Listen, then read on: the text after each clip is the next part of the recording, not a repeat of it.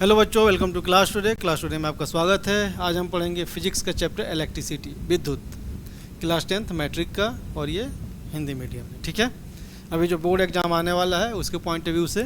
ठीक है, तो विद्युत जो है काफ़ी इंपॉर्टेंट चैप्टर है क्लास 10th का। तो विद्युत धारा किसे कहते हैं? आवेश के प्रवाह की दर को विद्युत धारा कहते हैं, यानी एक सेकेंड में कितना आवेश प्रवाहित हो रहा है, उसे विद्युत धारा कहते हैं। अब आवेश क्या है, राइट? तो आवेश दो तरह के होते हैं, पॉजिटिव और निगेटिव। पॉजिटिव कब होगा? कोई वस्तु या कोई बॉडी जो है वो पॉजिटिव चार्ज, उस पर धनात्मक आवेश कब हो जाएगा, और ऋणात्मक आवेश कब होगा? इलेक्ट्रॉन जो है ना, इलेक्ट्रॉन पे मान के चलते हैं कि निगेटिव ऋणात्मक आवेश होता है। तो कोई बॉडी जो है, कोई भी वस्तु जो है, अगर उस पर इलेक्ट्रॉन की अधिकता हो जाए तो उस पर निगेटिव चार्ज, माइनस चार्ज यानी ऋणात्मक चार्ज हो जाएगा, और ऋणात्मक आवेश उस पर आ जाएगा। और कोई वस्तु अगर इलेक्ट्रॉन को खो दे, किसी को दूसरे को दे दे, तो उसमें कमी हो जाएगी इलेक्ट्रॉन की, यानी कि माइनस की, निगेटिव की कमी हो गई, तो उस पर पॉजिटिव आ जाएगा, उस पर धनात्मक आवेश आ जाएगा। ठीक है, इलेक्ट्रॉन पे निगेटिव, प्रोटॉन पे पॉजिटिव चार्ज मान के चलते हैं। कोई एटम होता है, एटम का न्यूक्लियस होता है, न्यूक्लियस में proton, neutron, proton, neutron, proton, neutron, proton, ऐसे होता है ना। और बाहर इलेक्ट्रॉन होता है। तो जितने प्रोटॉन उतने ही इलेक्ट्रॉन होते हैं। प्रोटॉन पे प्लस, इलेक्ट्रॉन पे माइनस, तो दोनों एक दूसरे को न्यूट्रलाइज कर देते हैं, प्लस माइनस। तो एक निकल जाएगा तो प्लस ज़्यादा हो जाएगा, एक एक्स्ट्रा आ गया तो प्लस कम हो जाएगा, माइनस ज़्यादा हो गया तो निगेटिव हो जाएगा। आ गया अगर इलेक्ट्रॉन एक एक्स्ट्रा आ गया तो मतलब कि माइनस चार्ज ज़्यादा हो गया तो निगेटिव हो जाएगा। वो एक निकल गया, मान लीजिए नहीं था, ये भी निकल गया बाहर, तो प्रोटॉन यानी ज़्यादा हो जाएगा, तो प्लस चार्ज ज़्यादा हो जाएगा, तो उस पर ये आ जाएगा। तो ये है, और ये प्लस माइनस मान के चला गया कि इलेक्ट्रॉन पे निगेटिव, प्रोटॉन पे पॉजिटिव है। ये कन्वेंशन है। ठीक है, अब इस पे चार्ज है, ये पता कैसे चला? मान लीजिए दो इलेक्ट्रॉन है, ये भी इलेक्ट्रॉन है, ये भी इलेक्ट्रॉन है, इसका अपना कुछ मास होगा, इसका अपना कुछ मास होगा, तो द्रव्यमान होगा, मास मतलब द्रव्यमान, दोनों का अपना कुछ द्रव्यमान होगा। यहाँ तो गुरुत्वाकर्षण बल लगना चाहिए। दो कोई भी वस्तु जिसकी या बॉडी जिसका अपना जो है द्रव्यमान है, तो उसके बीच में गुरुत्वाकर्षण बल लगता है, और गुरुत्वाकर्षण बल तो हमेशा आकर्षण वाला होता है। लेकिन यहाँ देखा गया ये दोनों को एक दूसरे को विकर्षित कर रहे हैं, दूर भगा रहे हैं। इसका मतलब द्रव्यमान के अलावा कोई चीज़ है जो फोर्स लगा रहा है, वो क्या है? वही आवेश है, वही चार्ज है, जिसकी वजह से एक दूसरे को इन पे कोई दूसरा फोर्स, बल लग रहा है। ठीक है, दोनों एक जैसे हैं तो एक दूसरे को दूर भगा रहे हैं। इससे ये पता चला कि एक जैसे आवेश एक दूसरे को दूर भगाते हैं। फिर प्रोटॉन को देखा गया, ये भी एक दूसरे को दूर भगा रहे थे। और दोनों को देखा गया कि दोनों पे जो आपके एक्सपेरिमेंट से पता चला कि दोनों पे समान बल लग रहे थे, यानी दोनों पे समान चार्ज है, जितना चार्ज इस पे उतना ही चार्ज प्रोटॉन पे। लेकिन जब प्रोटॉन इलेक्ट्रॉन को साथ लाया गया तो देखा कि ये एक दूसरे को आकर्षित कर रहे हैं, इसको इधर खींच रहा है, इसको खींच रहा है। तो मतलब दोनों पे एक जैसा तो चार्ज नहीं है। एक जैसा रहता है तो यहाँ पे एक जैसा, दोनों प्रोटॉन एक जैसा तो दूर भगा रहे हैं, इलेक्ट्रॉन एक जैसा तो दूर भगा रहे हैं। ये आकर्षित कर रहे हैं, मतलब इन पे अपोजिट है, लेकिन चार्ज बराबर है। एक्सपेरिमेंट से पता चला कि यहाँ जितना बल लग रहा था उतना ही बल जो है इलेक्ट्रिक फोर्स जो है इतना ही यहाँ लग रहा था। तो चार्ज बराबर है लेकिन अपोजिट है। तो चार्ज कितना होता है इलेक्ट्रॉन पे या प्रोटॉन पे? 1.6 × 10⁻⁻19 कूलम। इलेक्ट्रॉन पे उसको माइनस ले लेते हैं और प्रोटॉन पे उसे प्लस मान लेते हैं, होता है दोनों पे बराबर ही है, 1.6 × 10⁻⁻19 कूलम। ठीक है, और चार्ज जो है ना, इसी के गुणज में, इसी के मल्टीपल में होता है। कोई भी चार्ज जो है Ne होता है, n कोई आपका नंबर, कोई संख्या है, और E जो है इलेक्ट्रॉन पे चार्ज है। तो कोई भी चार्ज जो है ये इलेक्ट्रॉन पे जो आवेश है उसके गुणज में ही, मल्टीपल में ही होता है। और चार्ज न तो क्रिएट किया जा सकता है न डिस्ट्रॉय उसको हम नहीं तो पैदा कर सकते हैं, न उसे आप बर्बाद ख़त्म कर सकते हैं, उसे सिर्फ स्थानांतरित कर सकते हैं। ठीक है, चलिए। और दूसरा क्या है? तो इससे और एक चीज़ क्या पता चल गई हमें कि प्लस पॉजिटिव यानी कि धनात्मक या ऋणात्मक ऋणात्मक एक जैसा है तो क्या कर रहा है, विकर्षित कर रहे हैं, क्या कर रहे हैं, विकर्षित। अब पॉजिटिव निगेटिव या निगेटिव पॉजिटिव है, अलग अलग है तो क्या कर रहे हैं, आकर्षित। ठीक है, चलिए तो वही बोल रहा है विद्युत आवेश की परिभाषा, किसी वस्तु पर इलेक्ट्रॉन की अधिकता या कमी के कारण होने वाले गुण को विद्युत आवेश इलेक्ट्रिक चार्ज कहते हैं। ये पदार्थ के मूल गुणों में से एक है जिससे विद्युत और चुंबकीय प्रभाव उत्पन्न होते हैं इस आवेश की वजह से। आवेश के प्रकार धनात्मक आवेश, ऋणात्मक आवेश। ठीक है, किसी वस्तु पर इलेक्ट्रॉन की कमी के कारण धनात्मक और किसी वस्तु पे इलेक्ट्रॉन की अधिकता के कारण ऋणात्मक निगेटिव चार्ज। आवेश के गुण आकर्षण और विकर्षण। विपरीत आवेश धनात्मक और ऋणात्मक एक दूसरे को आकर्षित करते हैं, जबकि समान आवेश धनात्मक धनात्मक या ऋणात्मक ऋणात्मक एक दूसरे को विकर्षित करते हैं। आवेश संरक्षण का नियम, law of conservation of charge. आवेश न तो उत्पन्न किया होता है न ही नष्ट होता है, बल्कि इसका कुल मान स्थिर रहता है, इसका केवल स्थानांतरण संभव है। आवेश का विभाजन, आवेश हमेशा पूर्णांक गुणक में होता है, जैसे Q equal to n e, n कोई पूर्णांक संख्या है। ठीक है, एन पूर्णांक संख्या, ई जो है 1.6 × 10⁻⁻19 कूलम। ठीक है, कूलम इसका यूनिट है, ऐसा यूनिट होता है आवेश का। आवेश की इकाई बताई दी, आवेश की इकाई जो है कूलम्ब होता है, सी से डिनोट करते हैं। एक कूलम्ब वो मात्रा है जो 1 सेकेंड में 1 एम्पियर की विद्युत धारा प्रवाहित करती है। उतना आवेश 1 सेकेंड में प्रवाहित हो जाए कि 1 एम्पियर धारा आपकी उत्पन्न हो तो उसे 1 कूलम्ब कहते हैं। या 1 एम्पियर धारा जब 1 सेकेंड में उत्पन्न हो तो वो जितना चार्ज फ्लो होने की वजह से हुआ है उसको 1 कूलम्ब कहेंगे। मूल आवेश, एक इलेक्ट्रॉन या प्रोटॉन पर आवेश कितना होता है, 1.6 × 10⁻⁻19, 1.6 × 10⁻⁻19 कूलम्ब होता है। इसी को मूल आवेश कहते हैं। इलेक्ट्रॉन के लिए माइनस, प्रोटॉन के लिए प्लस मान लेते हैं। अब विद्युत क्षेत्र क्या होता है, ये शायद आपके कोर्स में नहीं है लेकिन मैंने डाल दिया है। कोई भी जो आवेशित वस्तु के चारों ओर एक क्षेत्र होता है, तो कोई दूसरा चार्ज जब उसमें आता है तो उस पर बल कार्य करता है। और बल कितना, उसकी तीव्रता, जैसे विद्युत क्षेत्र की तीव्रता जो है ऐसे देते हैं, उसको ई से डिनोट करते हैं, इक्वल टू F/Q। F बल है, Q वो एक कोई टेस्ट चार्ज है, यानी कि परीक्षण आवेश जो लेके आए। कोई एक चार्ज बॉडी है, इसके आसपास जो है इलेक्ट्रिक फील्ड है, कोई दूसरा हम टेस्ट चार्ज यहाँ ले करके आए, मान लीजिए Q 1 कूलम्ब का, तो इस पर जो फोर्स लगेगा ना, फोर्स बटे वही Q, वो जो फोर्स बटे Q, इस पर कुछ फोर्स लगेगा F, और ये Q जो लेके आए हैं तो F/Q क्या हो जाए, यही E हो जाएगा, इलेक्ट्रिक फील्ड इंटेंसिटी। अब क्वेश्चन, 1 कूलम्ब में कितने इलेक्ट्रॉन होते हैं बताइए।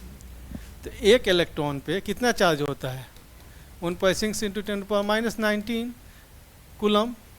तो 1 कूलम्ब में कितना हो जाएगा, 1/1.6 × 10⁻⁻19 कूलम्ब। ठीक है, में इतना हो जाएगा, यानी 10 ऊपर चला जाएगा, 10 माइनस है तो ऊपर प्लस 19 हो जाएगा, 1.6 कूलम्ब।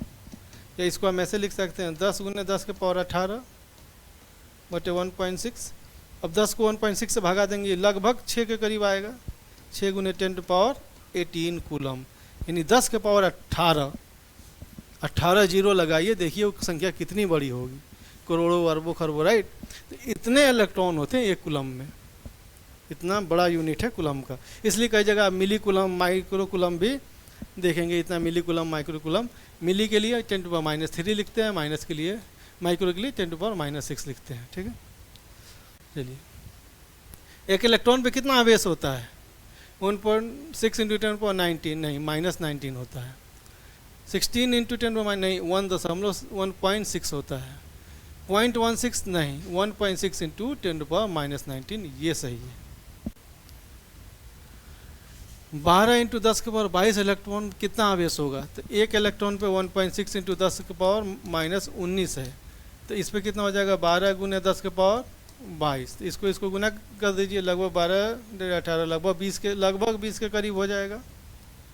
गुने कितना हो गया, पावर जुड़ जाएगा, 22 - 19, 22 प्लस में, ये माइनस में है, तो 2 गुने ये लगभग 20 है, यानी 19 दशमलव कुछ आता है, लगभग 20 ही मान के चलिए।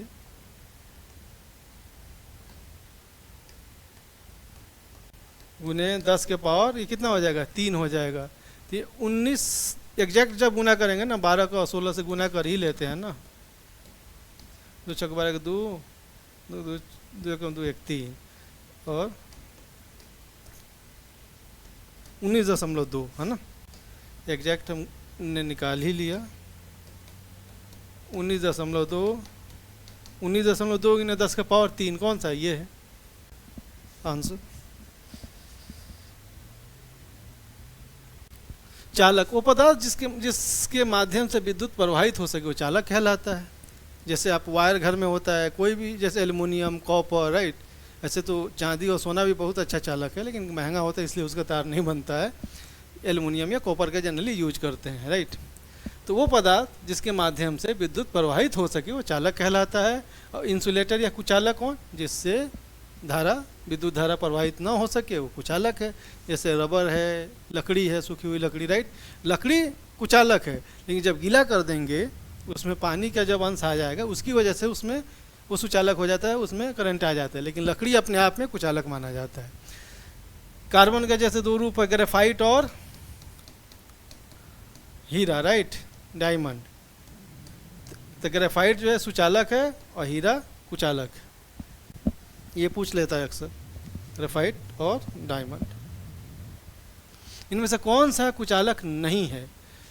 कुचालक नहीं, रबड़ तो कुचालक होता है, प्लास्टिक भी कुचालक होता है, चीनी मिट्टी भी, ग्रेफाइट नहीं होता है, ये सुचालक होता है। अभी बताया ना, ये सुचालक होता है और हीरा कुचालक होता है, जबकि दोनों ही कार्बन का रूप है। इनमें से कौन सा चालक नहीं है? नमक के घोल में तो हो जाएगा, एल्युमिनियम में भी आपका ये भी सुचालक है, सिल्वर यानी कि चांदी जो है ये भी कुचालक है, ये सब सही है। कहने का मतलब कि इनमें होता है, आंसर ये है कांच। कांच जो है ये चालक नहीं है, ठीक है, कांच चालक नहीं है। इन सब से जो है आंसर ये है, इन सब से आपका धारा प्रवाहित हो जाएगा। अब विद्युत विभव क्या होता है, ठीक है। अब विद्युत क्षेत्र बताया ना कि कोई भी चार्ज बॉडी है तो उसके आसपास विद्युत क्षेत्र उत्पन्न हो जाता है, ठीक है।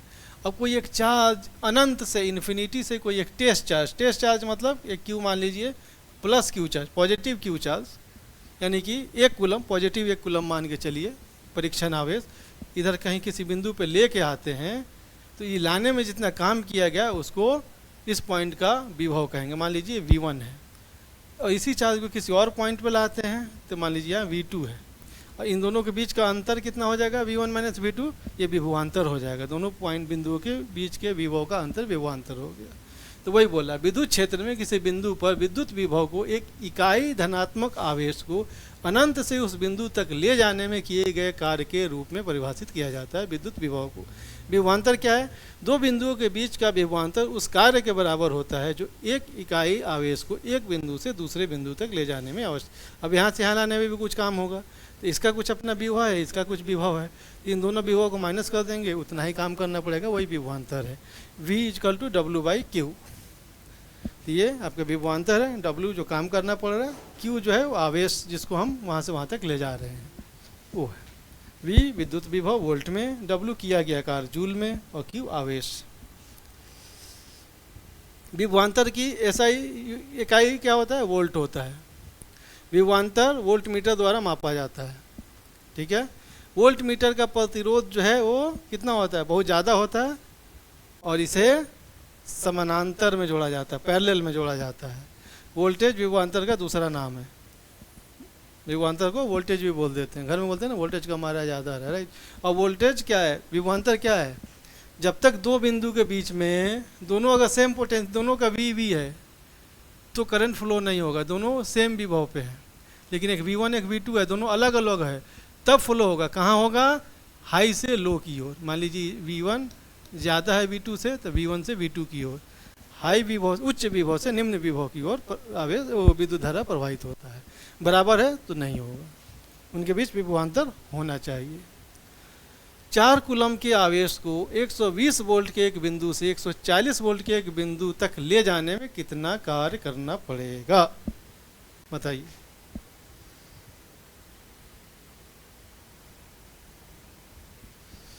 ठीक है, एक पॉइंट यहाँ से यहाँ तक ले जा रहे हैं, क्यू कितना है 4 कूलम, 4 कूलम। ये कितना है 120 वोल्ट है, यहाँ कितना है 140 वोल्ट है, 120 से 140। तो विभव यानी वोल्टेज डिफरेंस कितना हो जाएगा, विभवांतर कितना हो जाएगा 140 माइनस 120, 20 वोल्ट हो गया। तो V 20 वोल्ट क्यू है, W हमें पता क्या करना है, कितना कार्य करना पड़ेगा, W निकालना है। तो V equal to W by Q. तो W बराबर कितना हो जाएगा V इंटू क्यू। V कितना है 20 है, Q कितना है 4 है, यानी कि 80 हो गया। 80 जूल आंसर हो गया आपका, सिंपल है। Q दिया हुआ है, विभवांतर निकाल दोनों बिंदुओं का विभव दिया हुआ है, विभवांतर निकाल लीजिए। V equal to W by Q मालूम है, यहाँ से W निकल जाएगा। अब विद्युत धारा, विद्युत धारा जो है आवेश की प्रवाह की दर को विद्युत धारा कहते हैं। या 1 सेकंड में कंडक्टर में किसी दिए गए बिंदु पर क्रॉस सेक्शन क्षेत्र से गुजरने वाले आवेश की मात्रा को विद्युत धारा। अरे कोई तार है सिंपल, ठीक है, इसका कुछ क्रॉस सेक्शन एरिया होगा ना, कुछ मोटाई होगी आपकी। तो किसी भी एक पॉइंट पे इस क्रॉस सेक्शन एरिया से कितना चार्ज 1 सेकंड में जा रहा है, वही विद्युत धारा है। किसी भी एक पॉइंट पे उस मोटा रहेगा तो ज़्यादा जाएगा, पतला रहेगा कम जाएगा, जाहिर सी बात है। तो वही जो है मटेरियल पे भी डिपेंड करता है। तो वो 1 सेकंड में कितना चार्ज, कितना आवेश वहाँ से गुजर रहा है, और विद्युत धारा को I से डिनोट करते हैं, Q बाई टी। आवेश प्रवाह की दर, Q क्या है आवेश है, और दर निकालने के लिए टाइम से भाग दे देते हैं, समय से भाग दे देते हैं उसको, तो दर निकल जाता है I equal to Q by T. चलिए, यह इलेक्ट्रॉन का एक संगठित प्रवाह होता है जो कि उच्च विभव से निम्न विभव की ओर प्रवाहित होता है, बताया था मैंने। ऐसा यूनिट एम्पियर होता है। 1 एम्पियर की धारा तब होती है जब 1 सेकंड में 1 कूलम आवेश प्रवाहित होता है, ठीक है। यहाँ से 1 सेकंड में 1 कूलम आवेश प्रवाहित हो तो 1 एम्पियर धारा उत्पन्न होगी, ठीक है। करंट को एमीटर नामक उपकरण की सहायता से मापा जाता है। एमीटर के प्रतिरोध बहुत कम होता है और ये श्रृंखला में जुड़ा होता है। श्रृंखला और समानांतर, जैसे मान लीजिए आपका कोई ये, ठीक है, यहाँ पे कोई आप कुछ भी लगा लीजिए, बल्ब लगा हुआ है ना, ऐसे, ठीक है, करंट ऐसे जा रहा है, ठीक है। अब आपको इस पॉइंट के बीच में वोल्टेज नापना है, तो वोल्टमीटर ऐसे लगाएंगे। इसको बोलते हैं कि हमने समानांतर जोड़ दिया इसके। अब अगर आपको क्या बोलते हैं, करंट नापना है, तो क्या करेंगे, इसमें कहीं एमीटर लगा देंगे। एमीटर मान लीजिए यहाँ लगा दिया ऐसे, तो ये सीरीज में बोलते हैं, श्रृंखला में।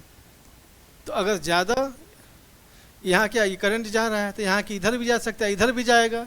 जिधर रेजिस्टेंस कम होगा उधर ज़्यादा जाएगा। तो हम तो चाह रहे हैं कि करंट इधर जाए ना, इधर ना जाए, तो इसका रेजिस्टेंस हाई रहेगा, प्रतिरोध उच्च रहेगा, ज़्यादा रहेगा, ताकि इधर करंट कम जाए इधर जाए। तो इसलिए वोल्टमीटर का रेजिस्टेंस प्रतिरोध ज़्यादा होता है, अधिक होता है, और इसको समानांतर में लगाते हैं। जबकि यहाँ ज़्यादा लगा देंगे तो क्या हो जाएगा, इधर से करंट फ्लो करने में दिक्कत होगी। अगर इसका प्रतिरोध ज़्यादा हो गया मीटर का, तो इसको कम प्रतिरोध वाला बनाते हैं, इसको श्रृंखला में लगाते हैं। यदि एक बल्ब से 10 मिनट तक 0.5 एम्पियर 0.5 एम्पियर धारा प्रवाहित होती है, तो सर्किट से प्रवाहित आवेश की मात्रा ज्ञात कीजिए। टाइम दिया हुआ है आपका 10 मिनट, जनरली सेकंड में बदल लेते हैं, तो 10 गुने 60 सेकंड है ना। ए दिया हुआ है या आई दिया हुआ है, विद्युत धारा को आई से डिनोट करते हैं। 0.5 एम्पियर है। तो क्या पूछ रहा है कि आवेश की मात्रा ज्ञात कीजिए, कितना आवेश। I equal to Q by T होता है, तो क्यू इक्वल टू कितना हो जाएगा, आई गुने टी हो जाएगा।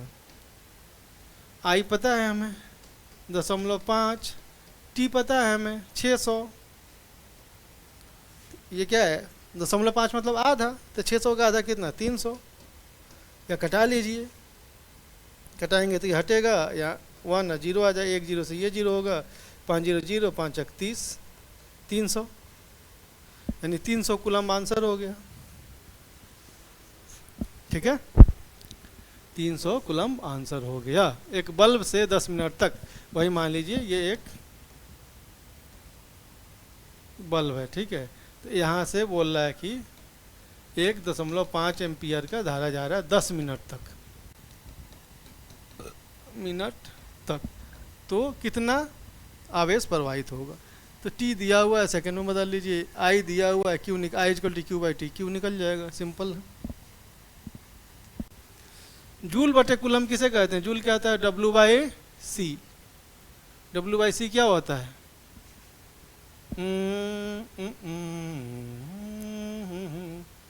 डब्ल्यू को कितना बोलते हैं? V equal to W by Q, ठीक है। तो W equal to V into Q, तो W को हम V इंटू क्यू लिख सकते हैं। Q क्या होता है? कुलम में होता है। कुलम क्या है? ये भी Q है, Q कट गया, V हो गया। V क्या होता है? वोल्ट होता है, वोल्ट, ठीक है। जूल W है, नीचे कुलम है, कुलम क्या होता है? W कितना हो गया? VQ हो गया, और कुलम भी Q होता है, आवेश होता है, आवेश आवेश कैंसिल, V क्या होता है? वोल्ट में होता है। 1 एम्पियर बराबर होता है, 1 एम्पियर कितना होता है? 1 कुलम जब 1 सेकेंड में पार करे, 1C/s, ठीक है। 1 कुलम 1 सेकेंड में, उसी को तो विद्युत धारा कहते हैं ना, एम्पियर। तो 1 एम्पियर 1 कुलम बटे 1 सेकेंड।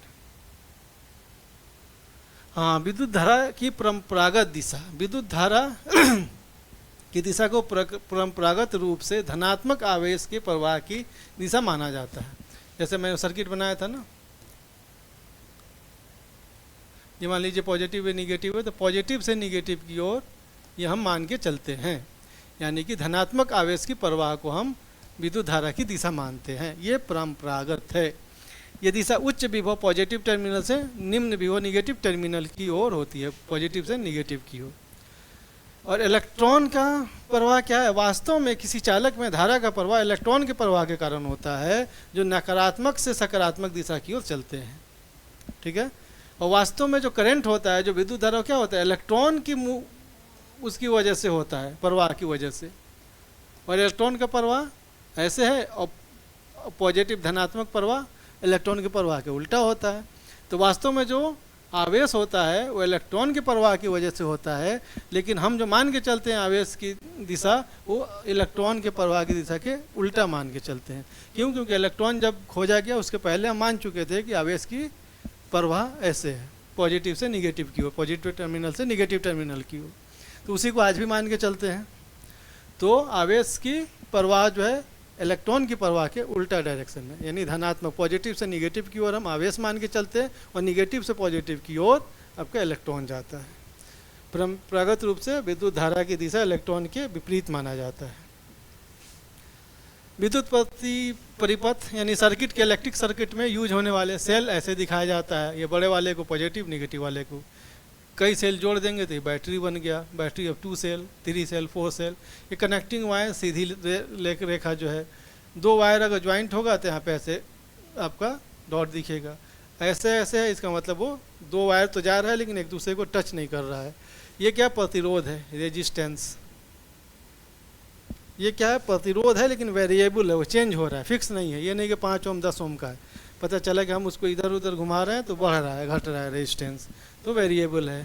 यहाँ मीटर है, ये वोल्ट मीटर है, ये स्विच है, ये ओपन है, ये देखिए ओपन है, जब ये टच हो जाएगा तो क्लोज हो जाएगा, इसको टच कर देंगे तो क्लोज हो जाएगा। ये क्लोज है, ये ओपन है, ये खुला है, ये बंद है। ये की खुला हुआ है, इसमें डॉट डाल दिया तो बंद हो गया। बल्ब को हम ऐसे दिखाते हैं, या तो ऐसे दिखाइए या तो ऐसे करके गोला कर दीजिए, है ना। और ये गैल्वेनोमीटर है। ओम के नियम, ओम का नियम काफ़ी इंपॉर्टेंट है। ओम का नियम बताता है कि किसी चालक के सिरों के बीच विभवांतर V उस चालक में प्रवाहित हो रही विद्युत धारा I के समानुपाती होता है, जब तापमान और अन्य भौतिक स्थितियां स्थिर रहती हैं। ठीक है, टेम्परेचर सेम रखिए। तो कोई भी मान लीजिए सर्किट है आपका जो है, मान लीजिए यहाँ से यहाँ जो भी इस पॉइंट लिया ना, एक सिरा से ये आपका वायर है यहाँ से यहाँ तक, तो इसके बीच जो है आपने या V वोल्ट अप्लाई किया और इसमें I धारा प्रवाहित हो रही है, इधर से नहीं इधर से, पॉजिटिव हमने इधर माना है, तो इधर से प्रवाहित हो रही I धारा। तो वो बोल रहा है कि क्या है ये I जो है ये बेसिकली V के, ये जो वोल्ट हम अप्लाई कर रहे हैं उसके समानुपाती होता है। ओम का नियम बताता है कि किसी चालक के सिरों के बीच विभवांतर V उस चालक में प्रवाहित हो रही है आई के समानुपाती होता है। आई इंटू वी, आई समानुपाती वी कीजिए, वी समानुपाती आई कीजिए, तो V equal to I R. ठीक है, ये आर क्या है? प्रतिरोध, यही प्रतिरोध है, resistance. V equal to I R, ये बहुत इंपॉर्टेंट फॉर्मूला याद रखिए, V equal to I R. इसका मतलब है कि विभवांतर बढ़ने पर धारा भी बढ़ती है, तब वी बढ़ाएंगे तो धारा भी बढ़ेगा, ज़्यादा वोल्ट रहेगा, ज़्यादा करंट फ्लो होगा, ज़्यादा विद्युत धारा प्रवाहित होगी। ओम का नियम का सूत्र I into V, V equal to I by R. अब यहीं से वी बाई आई कर दीजिए तो आपका आर निकल जाएगा, है ना। वी बाई आर कर दीजिए तो आई निकल जाएगा, जैसे भी कर लीजिए ये निकल जाएगा यहाँ से। यदि 5 ओम प्रतिरोध वाले तार से 2 एम्पियर धारा प्रवाहित होती है तो इसके दोनों सिरों पे विभवांतर क्या है? आर दिया हुआ है 5 ओम, आई दिया हुआ है 2 एम्पियर, वी पूछ रहा है क्या होगा? V equal to I R होता है सिंपली आई 5 गुने से आई 2 गुने 5 बराबर 10 वोल्ट, सिंपल है ना। 5 गुने 2 10। यदि प्रतिरोध आर वाले तार के दोनों सिरों पर विभवांतर वी वोल्ट का लगाया जाए और परिणाम स्वरूप उसमें धारा आई प्रवाहित हो, यदि हम प्रतिरोध को दुगुना कर दें तो उसमें कितनी धारा प्रवाहित होगी? ठीक है, V equal to I R है। अब क्या कह रहा है? यदि हम प्रतिरोध को दुगुना कर दें वी और आई तो उसमें कितनी धारा प्रवाहित होगी? आई कितना होगा? वोल्ट तो उतना ही रहेगा, आई हमें पता नहीं, आई डैश मान लीजिए। आर कितना हो जाएगा? 2 आर कह रहा है, दोगुना कह दे रहा है, तो आई डैश कितना निकल जाएगा? वी बटे 2 आर। और यहाँ पहले कितना था? आई बराबर वी बटे आर, अब वी बटे 2 आर हो गया, यानी वी बटे आर कितना है? आई है, आई बटे 2 हो गया, यानी आधा हो गया, आई बटे 2 आंसर हो गया। ठीक है, नया आई डैश जो है V by V by 2 R है, यानी वी बाई आर आई है, आई बटे 2 यानी पहले के आधा होगा। तो जब ये क्या है? V equal to I R, ठीक है, यानी I equal to V by R है। तो आई और आर व्युत्क्रमानुपाती है ना, आई और वी समानुपाती है, लेकिन आई और आर व्युत्क्रमानुपाती है, यानी आर बढ़ेगा तो आई कम होगा, सिंपल है। आर दोगुना हुआ तो आई आधा हो जाएगा। किसी चालक के प्रतिरोध को प्रभावित करने वाले कारक क्या क्या हैं? कोई चालक को प्रतिरोध को प्रभावित करने वाले, तो इसको देखिए, मान लीजिए आपने एक बैटरी लगाया यहाँ पे और ये यहाँ पे ये प्लस है माइनस, ठीक है। अब इसके बीच में जो है ना एक कोई मटेरियल लीजिए, मान लीजिए किसी चलिए एक लंबाई लिया आपने, एक तार लिया आपने L, cross section area A, और मटेरियल किसी मटेरियल का, ठीक है, कोई मटेरियल का आपने लिया, आपने सब चीज़ सेम रखा, उसी मटेरियल का लिया आपने, एल चेंज किया, तो आपने क्या देखा कि प्रतिरोध जो है डायरेक्टली प्रोपोर्शनल टू एल है। ठीक है, प्रतिरोध जो है वो लंबाई लंबाई बढ़ रहा है तो प्रतिरोध बढ़ जा रहा है। फिर आपने सेम मटेरियल रखा, लंबाई सेम रखा और ये एरिया चेंज किया, एरिया मतलब मोटाई, क्रॉस सेक्शन एरिया, ये क्रॉस सेक्शन एरिया, ये तार है तो तार की मोटाई आपने, तो आपने देखा आर जो है वो क्रॉस सेक्शन एरिया के व्युत्क्रमानुपाती है। ठीक है, फिर आपने एल और ए सब सेम रखा, मटेरियल भी आपने मटेरियल चेंज किया तो भी देखा कि ये आर चेंज हो रहा है, अलग अलग मटेरियल की अलग अलग, मतलब मटेरियल पे भी वो डिपेंड कर रहा है।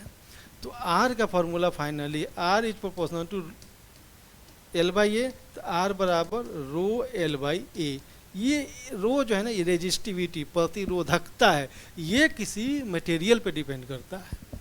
ठीक है, तो R is equal to rho L by A. Rho क्या है? प्रतिरोधकता,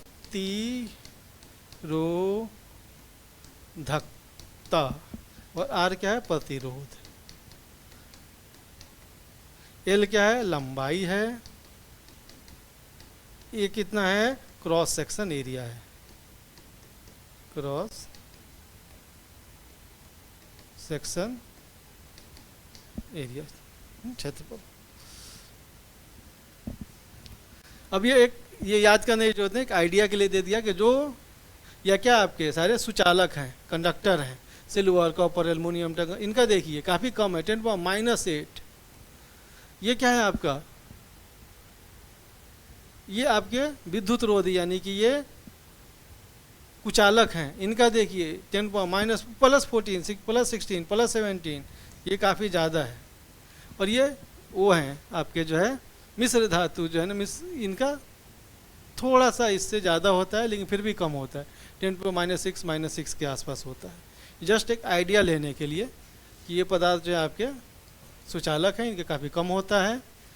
ये धातु है जनरली, ये मिश्र धातु, ये प्रतिरोधी है। ठीक है, एक तांबे की तार की लंबाई 100 मीटर, उसका cross section area 2 square mm है। ये ज्ञात है कि तांबे के विद्युत प्रतिरोधकता रो दिया हुआ है, इतना है, R ओम होता है, रो L बटे ए। रो का यूनिट कितना हो जाएगा, RA बटे L। R ओम होता है, ये कितना आता है, मीटर स्क्वायर होता है, L भी मीटर में होता है, मीटर से मीटर स्क्वायर यानी कि ओम मीटर यूनिट होता है, तो वही ओम मीटर में दिया हुआ है। ठीक है, इकाई जो है, एक तांबे की लंबाई दिया हुआ L 100 metre, cross section area दिया हुआ है 2 स्क्वायर mm। इसको क्या लिखते हैं, 2 गुने 10⁻³ इंटू 10⁻³ यानी 10⁻⁶ मीटर स्क्वायर लिख सकते हैं। 2 इंटू 10⁻⁶ मीटर स्क्वायर। mm 10⁻³ होता है, mm स्क्वायर है तो 10⁻⁶ हो जाएगा मीटर स्क्वायर।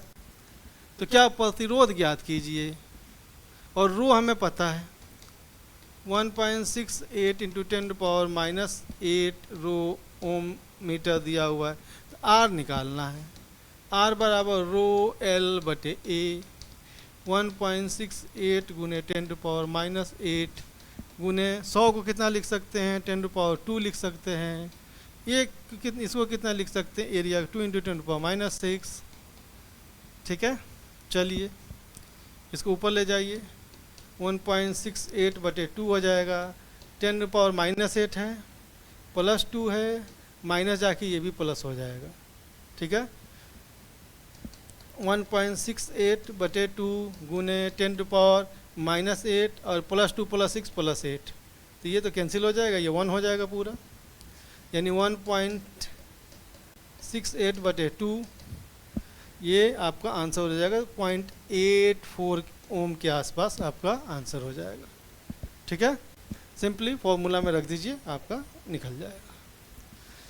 20 डिग्री सेंटीग्रेड पर किसी धातु के 1 मीटर लंबे तार का प्रतिरोध 26 ओम है। यदि तार का व्यास 0.3 mm हो तो इस ताप पर धातु की प्रतिरोधकता क्या होगी, रो इजकल टू RA/L। कहाँ से आया, R is equal to row L/A से है, ये इधर भेजिए, इधर भेजिए, RA/ρ/L आ गया। क्या क्या दिया हुआ है, क्या क्या दिया हुआ है, L दिया हुआ 1 मीटर है, A निकाल लेना है, हमें व्यास दिया हुआ है 0.3 mm यानी कि 0.3 गुने 10⁻⁻³ मीटर या 3 इंटू 10⁻⁻4 मीटर। ठीक है, दशमलव हटा दिया, इधर पावर बढ़ा दिया मीटर। ये आपका व्यास है, डायमीटर है, तो त्रिज्या 1.5 गुने 10⁻⁴ मीटर हो जाएगा। रेडियस, एरिया कितना हो जाता है, πr स्क्वायर, 3.14 गुने R स्क्वायर कितना हो जाएगा, 1.5 का स्क्वायर गुने 10⁻⁸ हो जाएगा। ये 3 इंटू 1.4 गुने ये कितना हो जाएगा, 2.25 गुने 10⁻⁸। इसको कुछ मल्टीप्लाई कर लीजिए, 3 दूना 6 7 के करीब मान लीजिए, रफली एग्जैक्टली आप कर लेना, मैं रफली इसको 7 के करीब मान लेता हूँ। 7 इंटू 10⁻⁸, ये एरिया हो गया 7 इंटू 10⁻⁸ मीटर स्क्वायर। और क्या दिया हुआ है, R दिया हुआ है 26 ओम, तो ये निकल जाएगा 26 गुने ए कितना है, 7 गुने 10⁻⁸ बट ये कितना है, 1 हो गया, इसका कोई मतलब ही नहीं है, इनको गुना कर दीजिए। ठीक है, 7 छक 42 के 2 हाथ में 4, 7 दूने 14, 4 18 इंटू 10⁻⁸ ठीक है, ये 1.182 आके हमने रफली साथ लिया है ना, ये लगभग 184 आएगा, है ना। रफली हमने साथ लिया है, एग्जैक्ट साथ नहीं है ना। तो ये रफली ये जो गुना करेंगे तो 184 के करीब आएगा, गुने 10⁻⁻8। तो यहाँ पे हम 1 पॉइंट यानी 2 दशमलव के बाद 2 10 लाएंगे तो इसका पावर 2 बढ़ जाएगा, -8 + 2 हो जाएगा, यानी वह 1.84 गुने 10⁻⁻6 है कोई। ये रहा ओम मीटर। यहाँ 2 के बाद दशमलव लगा दिया, तो यानी 10 के पावर 10 के पावर 2 से गुना करेंगे तो पावर जुड़ जाएगा, -8 + 2 -6 हो जाएगा। ये आपका आंसर आ गया। प्रतिरोधकों के एक तंत्र का प्रतिरोध, resistance of a system of resistance. अभी तब तो मान लिया कि कोई एक रेजिस्टेंस है, लेकिन बहुत सारे रेजिस्टेंस हैं, तब क्या करेंगे, ऐसे लगा हुआ है तो क्या करेंगे, R1 है या R2 है, क्या करेंगे, ठीक है। तो इसको ऐसे कनेक्ट रहे कि करंट उसमें बटे नहीं, सब रेजिस्टेंस में सेम करंट जाए, आई। इसको बोलते हैं कि सीरीज में, श्रृंखला में जुड़ा हुआ है।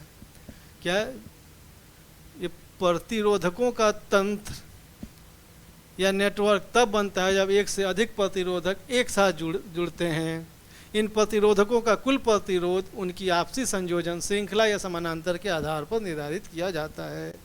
अब श्रृंखला का जैसे हमने ले लिया एग्जाम्पल, ठीक है, 3 रेजिस्टेंस का ले लेते हैं, 3 रेजिस्टेंस का ले लेते हैं।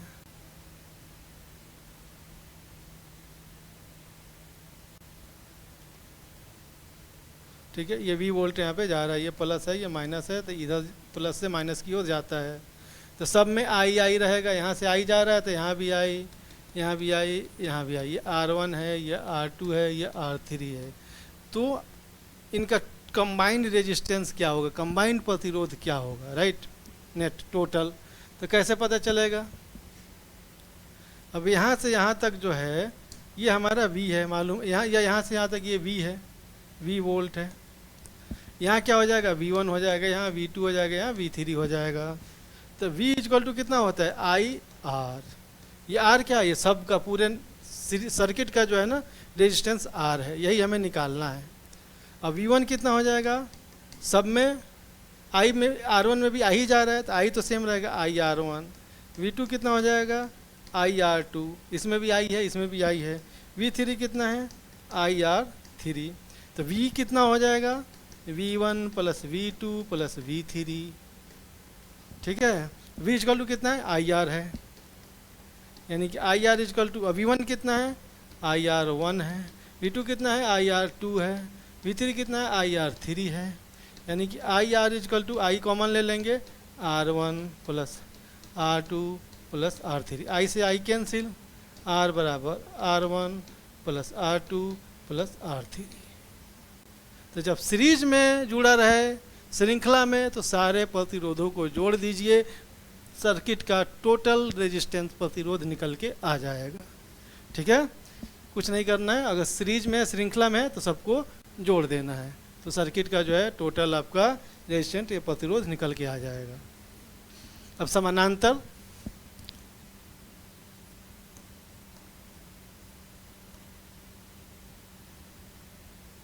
ठीक है, मान लीजिए यहाँ या यहीं से जुड़ा हुआ है, जैसे भी। अब ये कितना है, यहाँ से यहाँ तक ये V वोल्ट अप्लाई हो रहा है, करंट यहाँ जा रहा है, कुछ यहाँ जाएगा, कुछ यहाँ जाएगा, कुछ यहाँ जाएगा। तो मान लीजिए ये I गया, ये मान लीजिए R1 है, R2 है, R3 है, तो ये I1 हो गया, ये I2 हो गया, ये आके इधर से I3 हो गया। करंट बट गया सब में, करंट बढ़ जाए तो पैरेलल में है, नहीं बटे तो सीरीज में है। ये V है, यहाँ भी V है, यहाँ भी V है, यहाँ भी V है, V नहीं बढ़ रहा है।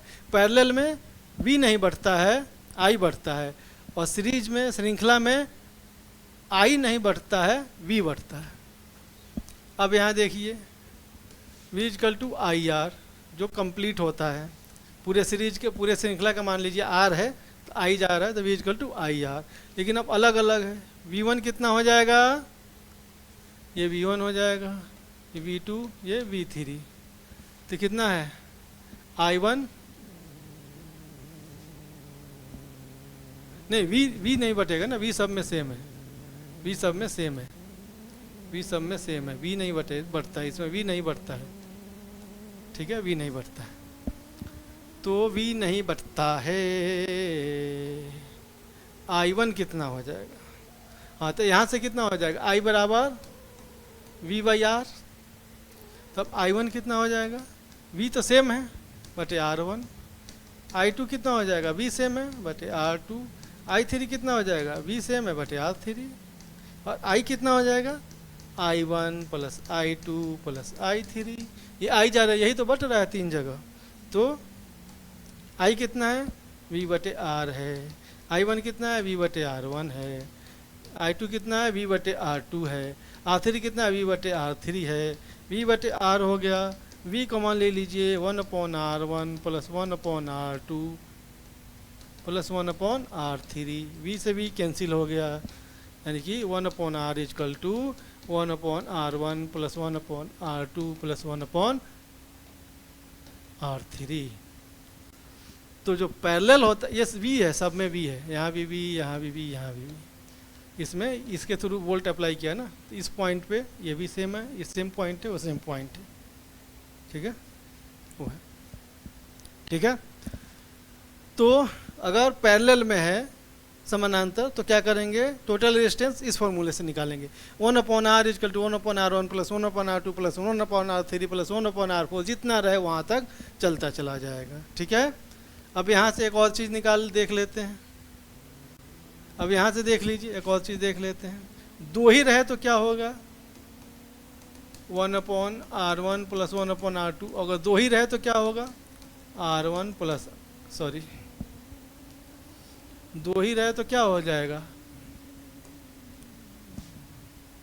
1/R इजकल टू, या एलसीएम ले लीजिएगा R1 R2 का, R1 R2, ऊपर कितना हो जाएगा? R2 प्लस R1, उलट दीजिए, R बराबर कितना हो जाएगा? R1 R2 upon R1 plus R2, यानी दो अगर रेजिस्टेंस है सिर्फ, तो उनका इक्विवेलेंट कितना हो जाएगा? ऊपर उनका गुना कर दीजिए, नीचे जोड़ दीजिए, उनके गुणनफल को उनके योग से भाग दे दीजिए, तो आपका निकल जाएगा, दो है तो। और दोनों बराबर है तो क्या होगा? मान लीजिए दोनों R R है तो क्या हो जाएगा? ये R डैश मान लीजिए, R इक्विवेलेंट, या R डैश या R इक्विवेलेंट लिख दीजिए, दोनों R है तो R गुने R बटे R प्लस R, तो ऊपर R स्क्वायर हो जाएगा, नीचे 2R हो जाएगा, R से स्क्वायर कट जाएगा, R बटे 2 हो जाएगा। तो अगर दो बराबर प्रतिरोध जो है अगर समानांतर में है, पैरेलल में है, तो उनका इक्विवेलेंट कितना हो जाएगा? उनका आधा हो जाएगा, यानी 2-2 ओम का 2 लगा दे समानांतर में, तो नेट कितना हो जाएगा? आधा, 2 का आधा 1 हो जाएगा, 1 ओम हो जाएगा। 4-4 ओम का है तो 4 का आधा 2 हो जाएगा। 10-10 ओम है तो 10 का आधा 5 हो जाएगा। तो 2 है और पैरेलल में है, समानांतर में है, तो इक्विवेलेंट आधा हो जाएगा। और 2 है और सीरीज में है तो दोनों को जोड़ देंगे, सीरीज में सिंपली जुड़ जाता है। 2 से ज़्यादा है और 2 है अलग अलग है, एक 2 है एक 5 है, तो क्या करेंगे? 2 गुने 5 गुणनफल प्लस 2 प्लस 5 योगफल, तो 10/7। 2 से ज़्यादा है 3 है तो इस फॉर्मूले से निकालेंगे, 3 4 5 जितना भी 2 से ज़्यादा है तो इस फॉर्मूले से निकालेंगे, ठीक है। श्रृंखला में, सॉरी हाँ, श्रृंखला में सीरीज में कितना भी रहे उसको सिंपली हमें जोड़ देना है। अब सीरीज कनेक्शन के नुकसान, सीरीज कनेक्शन कैसे होता है बताया ना, जैसे बल्ब है मान लीजिए,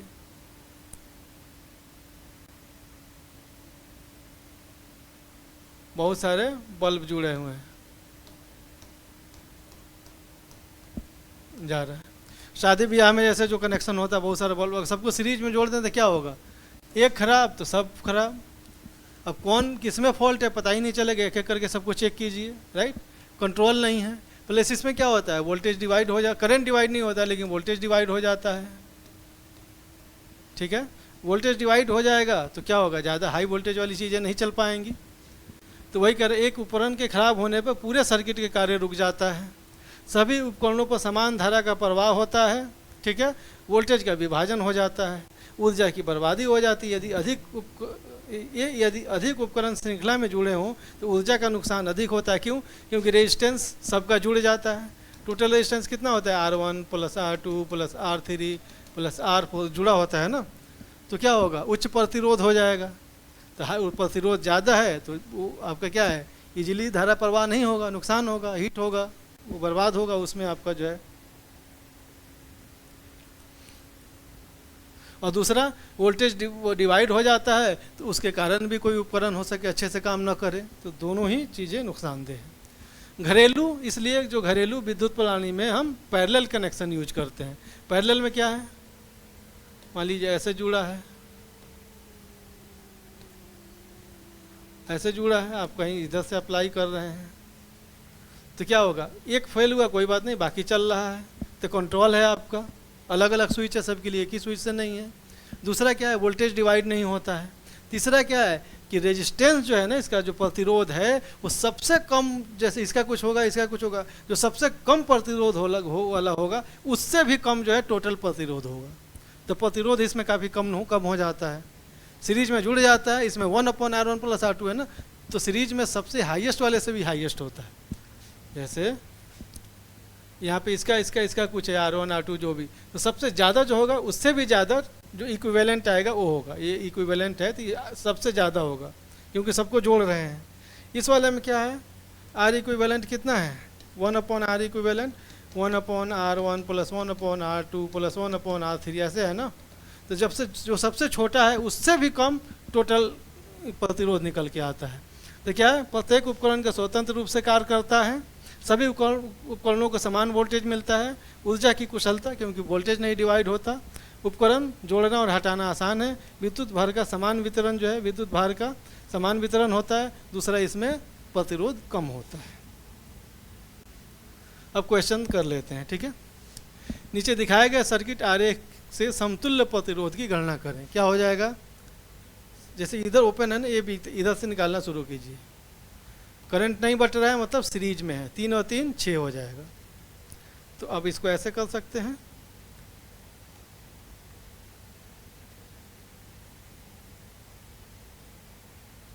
ये 3 ओम तो ये 3 ओम, ये 3 ओम तो ये 3 ओम, ये 3 ओम तो ये 3 ओम, इतना का तो लिख दिया। इनको क्या करेंगे, सीरीज में तो जुड़ जाएगा, इसको 6 ओम लिख सकते हैं, 3 3 6। अब ये दोनों पैरेलल में हैं, 3 और 6, ये ओम है, ये 3 और 6 है, 3 और 6 पैरेलल है तो कितना हो जाएगा, क्या बताया, 3 × 6 + 3/3 + 6 गुणनफल और योगफल का, तो 18/9 मतलब 2 हो जाएगा। अब ये दोनों मिलके 2 हो जाएंगे। तो ये 3 को अपनी जगह रखिए, 3 नीचे वाली अपने 3 को भी अपनी जगह रखिए, 3, और इसको क्या किया हमने, 2 कर दिया। ये दोनों मिलके 2 हो गया। अब ये क्या हो गया, अब करंट नहीं बढ़ रहा है, इसका मतलब तीनों सीरीज में है, 3 2 5 3 8, यानी टोटल हमारा 8 ओम हो गया आंसर। तो इसका आंसर कितना हो जाएगा, 8 ओम। 3 3 6, फिर 6 और 3 2, फिर 2 3 2 5 3 8, ऐसे करेंगे। चित्र में ए और बी के बीच के समतुल्य प्रतिरोध, ए और बी के इसके बीच में, इसके बीच में तो ऐसे होगा, ये दोनों सीरीज में हो जाएगा, 60 और 100 160 हो जाएगा, यानी इसको हम ऐसे कर सकते हैं। इसके बीच में तो 40 है, ये ए है, ये बी पॉइंट है, 40 है, और ये क्या हो जाएगा, 160 हो जाएगा, क्योंकि 60 और 100 ये सीरीज में है, जुड़ गया। अब ये दोनों पैरेलल में है, तो पैरेलल के लिए क्या करते हैं, ऊपर गुना नीचे जोड़ देते हैं, तो कितना हो जाएगा, 16 चौका 64, नीचे 200, 2 0 से 2 0, और ये 32 ओम है, ठीक है। 160 40, 60 × 40 160 + 40, तो 6400/200, 32 आंसर आ गया। दो चालकों को श्रेणी क्रम एवं समांतर क्रम में जोड़ने पर उनके समतुल्य प्रतिरोध क्रमशः 16 ओम एवं 4 ओम होते हैं। प्रत्येक चालक का प्रतिरोध निकालें।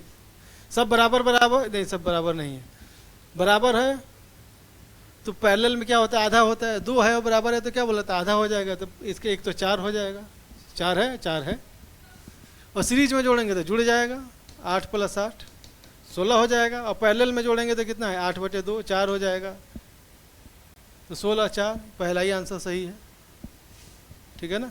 इसको सीरीज में 12 होगा, 12 तो है नहीं, सीरीज में 18 होगा, 18 है नहीं, सीरीज में 8 होगा, 8 है नहीं, सीरीज में तो जुड़ जाएगा ना, सीरीज क्या कर रहा है, सीरीज मतलब श्रेणी क्रम और समानांतर क्रम से, यानी पहला श्रेणी क्रम का है, दूसरा समानांतर का है, तो श्रेणी में तो जुड़ जाता है, तो कोई भी जोड़ के देख लीजिए 16 नहीं रहा, बस इसी का ही 16 आ रहा है।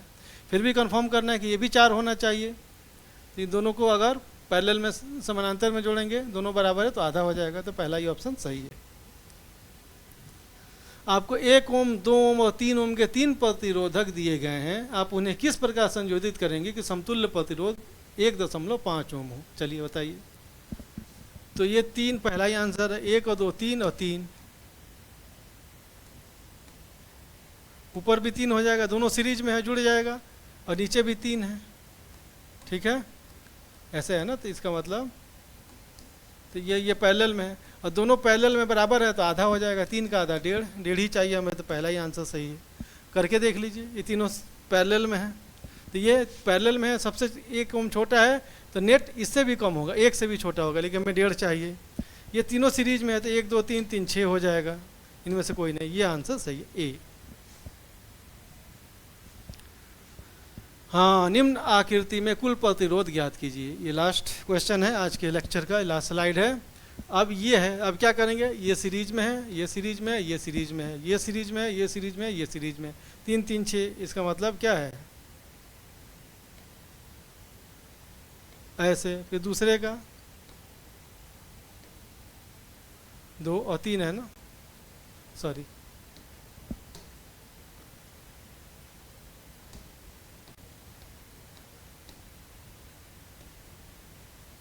ऐसे। अब 6 6 6 6 6 6, ठीक है, ए और बी पॉइंट हो गया। अब ये दोनों पैरेलल में है, दोनों बराबर हैं, और पैरेलल में है तो नेट आधा हो जाएगा, 3। ये भी दोनों पैरेलल में है, बराबर है, तो नेट आधा हो जाएगा, 3। ये भी दोनों पैरेलल में है और बराबर है तो आधा हो जाएगा, 3। अब तीनों सीरीज में है, 3 3 6 3 9, आंसर कितना हो जाएगा, 9 ओम, ठीक है। देखने में कितना कॉम्प्लिकेटेड लग रहा था, ठीक है। 37 स्लाइड्स हमने कंप्लीट कर लिया, बहुत सारे क्वेश्चन भी कर लिए, सारे क्वेश्चन किसी न किसी एग्जाम में पूछे गए हैं, कॉम्पिटिटिव एग्जाम में, ठीक है। तो विद्युत धारा का लगभग हमने सारे टॉपिक कवर कर लिए मेरे ख्याल से, वो हीटिंग इफेक्ट वाले जो है छोड़ के, जूल्स के नियम वगैरह जो है, जो उसमें प्रभाव वाला वो पार्ट छोड़ के लगभग विद्युत में जितना भी 10th में मैट्रिक में है वो लगभग सारे टॉपिक हमने एक लेक्चर में कवर कर लिया, ठीक है। ये पढ़ने के बाद अच्छे से लेक्चर को फिर से देखिए, फिर से सुनिए, और आप क्वेश्चन कीजिए, कोई भी क्वेश्चन आप कर पाएंगे, वो उस जूल और हीटिंग इफेक्ट वाला छोड़ के, उसमें प्रभाव वाला छोड़ के, बाकी कोई भी मेरे ख्याल से ऐसा नहीं है कि आप ना कर पाएँ। चलिए, thank you, all the best.